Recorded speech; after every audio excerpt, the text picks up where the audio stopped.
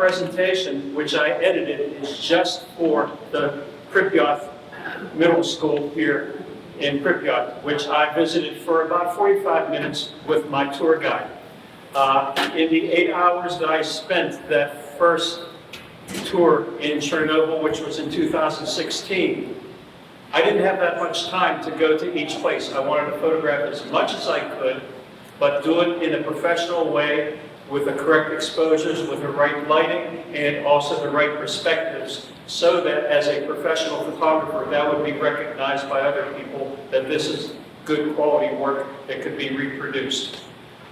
So anyway, whenever we came across the Pripyat school, everything that you see here represents 30 years of abandonment.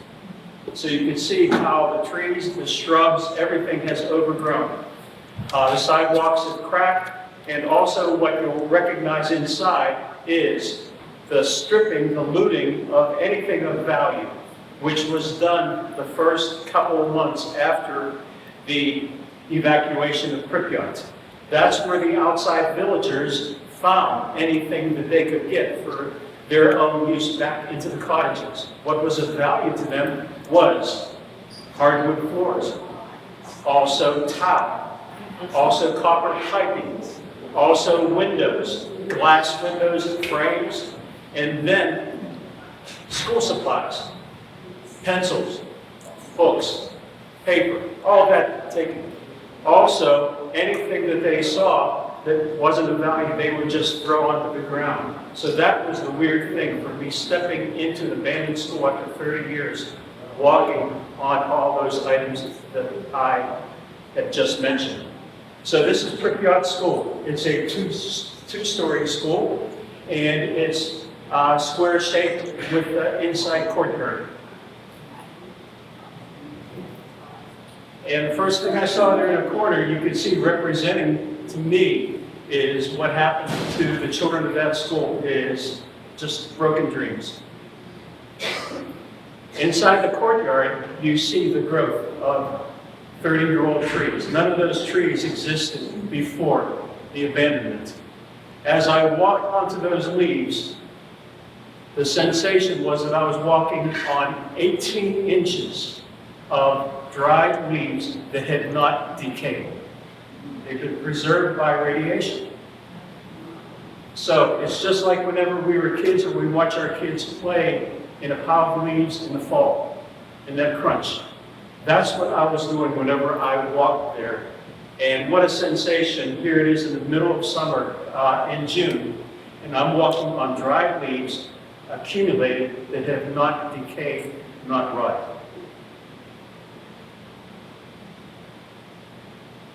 First floor there, as you see, of course, all the windows are broken. Things on the wall. Radioactive dust everywhere. Walk up to the second floor.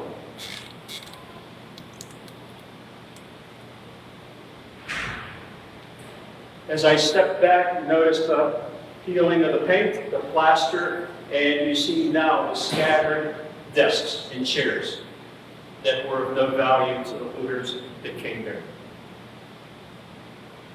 Oh, by the way, the guide told me that many of the books of value were already taken and then taken to the big towns for sales, book sales.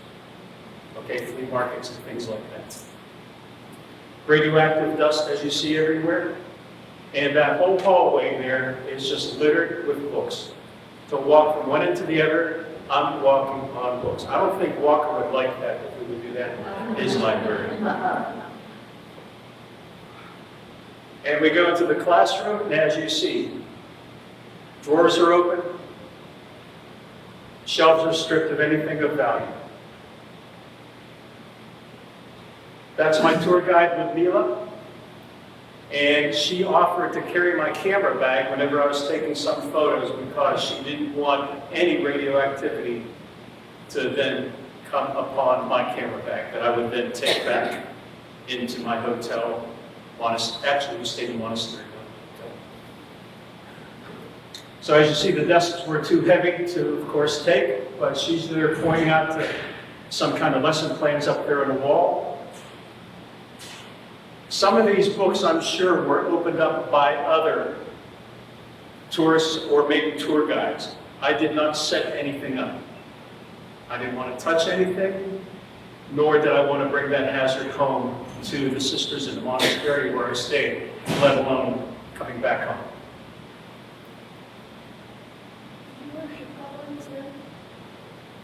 Question is? Did you wear shoe coverings? No, I did not wear shoe coverings, and I was not provided any shoe coverings. Okay, so you want to know what happened to my shoes, right? I dumped them. Okay. Anyway, I guess these books were open because there's not accumulation of radioactive dust on there. But look how many books are there.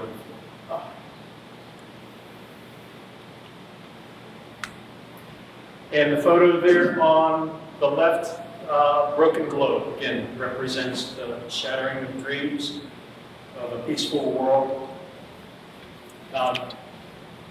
hurt by radiation, and of course, in the future by the war. Looking out there to the courtyard,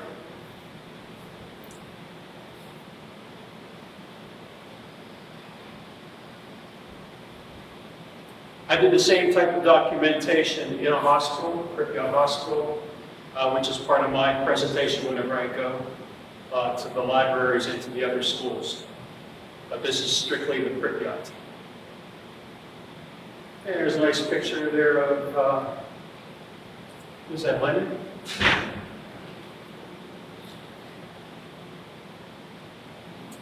And as you see here on the far left, it says Atom War, in which it's teaching the children, of course, to be afraid of what America and the NATO nations threatened the Soviet Union with.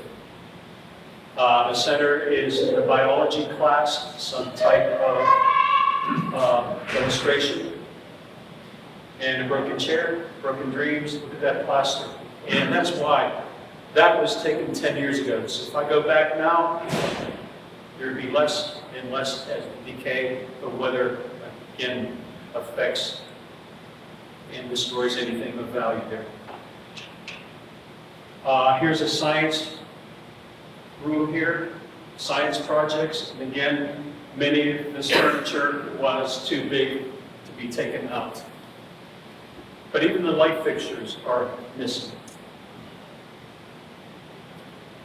I came across a gas mask. So whenever I was walking around, I then saw more in the different rooms. But that's the first gas mask that I saw.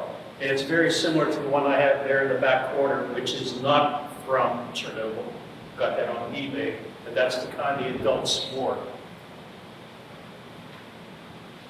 And I guess that gas mask was placed there by one of the looters, because what's missing is right here where the canister would be, which is filtration.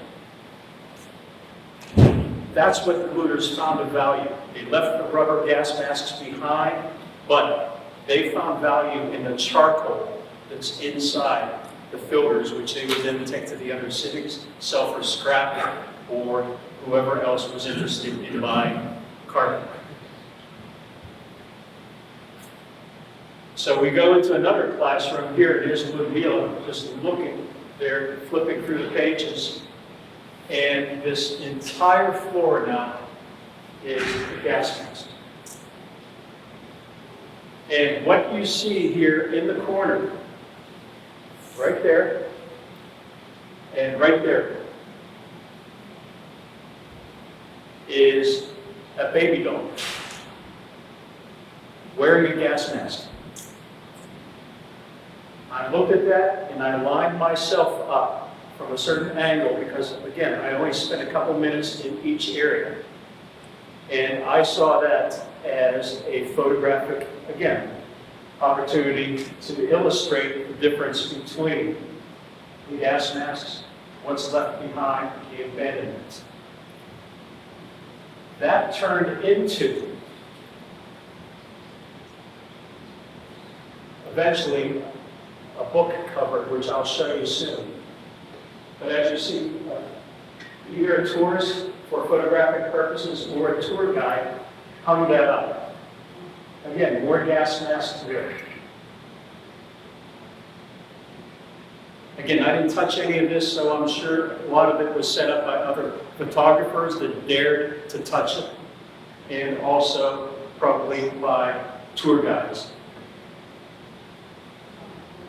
So that's the angle that I moved around to get that gas mask, and I refer to it as the gas mask dome.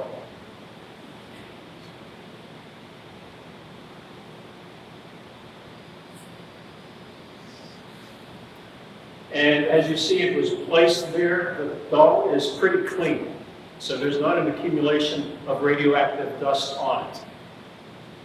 So I just took 3 photos. I looked through my files, and I just moved a little bit slightly to place that doll against that darker background.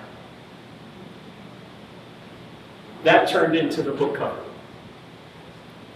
which took me 2.5 years to write, and then the editor selected that. I picked 2 photos that I wanted for the cover, and she said, no, that's the one. She darkened the edges a little bit, and then she gave me the red type, and she did a beautiful job of that. And 2.5 years later, it went public on Amazon in December, and in the first 2 weeks, it was #1 Amazon bestseller. So I was real excited about that, because as a photographer, that's all I knew ever to do, is to use this finger to take pictures, but then now I'm using a keyboard in order to then produce a book. What I did before then was a small book, and this is of the photos that you had just seen. So that was like a draft copy that taught me how to then write a description and caption for these photos, and that's how it evolved then into the beginning of the book. So since 2018, when my first presentation with the Pennsylvania Urban Search and Rescue Team, I'm their photographer, as well as then going out to universities. I've spoken to CMU chemical engineering students, as well as then libraries, and this summer I'll be at Chautauqua Institution, as well as the Lakeside Chautauqua in Ohio. This coming June is where my next local appearance is in Brentwood Library. You can go on my website and you can check out where I'll be, because it has then a calendar listing of the events where you can hear the entire 60 to 75 minute presentation. I'll take questions for a couple minutes before we have our entertainment. Does anybody have any questions? Michael? Yes, sir. Since a lot of this is being sold in flea markets in Ukraine, plus produce, do they ever check with a radiation detector so that to keep the people safe in other parts of Ukraine? I don't know. I'm sure they do in Ukraine, but in Belarus, where most of the radiation went and the looters came from, they could care less. What about your shoes? What about my shoes? Pretty nice. I purposely wore one pair of shoes that I knew that I would then discard. Okay? You go through 3 sets of radiation detectors coming out, and if you do test positive with your clothes are to be left behind, including your pants and shirts. I passed all 3, so I was okay. I had a good driver, I had a good tour guide. Okay? She had a dosimeter with her. The second time, I brought my own Geiger counter, because I don't trust theirs, and I had similar readings with theirs. That same Geiger counter I take to all my library presentations, and I show them that a 15 level is equal to what I was in many parts of the exclusion zone. However, other parts, just stay away. And I'm sure you'll have plenty of questions to ask Lieutenant Darius about radiation hazards and the equipment that they have, which they lacked back then 30 years ago. Okay? That's the sad part, because those first responders responded in canvas fire suits, thinking they were responding to an electrical fire, not a nuclear explosion. Okay? Yes, ma'am?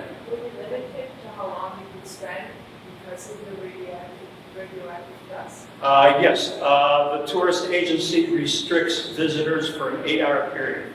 You get there at 10 a.m., then they let you in, limited to 750 people per day, combination of tour buses, vans, and solo cars like the one I had. So therefore, they screen each one, they let you pass through. Because I had a private driver and a guide, we were able to get ahead of the buses. Most of the buses were filled with Japanese and German tourists. Okay? And you have 8 hours, meaning that you have to check out. Because those agencies, the tourist agencies, are restricted and licensed by the government, and any violation where tourists are lingering beyond that, then they lose their license credentials. So therefore, I did adhere to whatever tour guide said we have to now do. Okay, did I answer your question? Yes, so I went back the second time, but not with a tour agency this time. It was a private government guide that met us at the train station and then authorized by, the government, but also coming with Father Yuri and Sister Dia. They acted as translators and guides. And again, once we went through the checkpoint, you have to sign in and then get out. Otherwise, you're in violation. They can take your film and stuff like that. Okay. I don't know how it is now because I haven't been there, and I don't know if anybody else that has toured the area. You can't tour it anymore because of the hazard of landmines. That's going to take a while.